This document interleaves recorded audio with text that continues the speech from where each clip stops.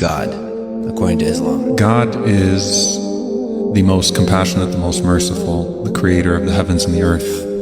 He is one God.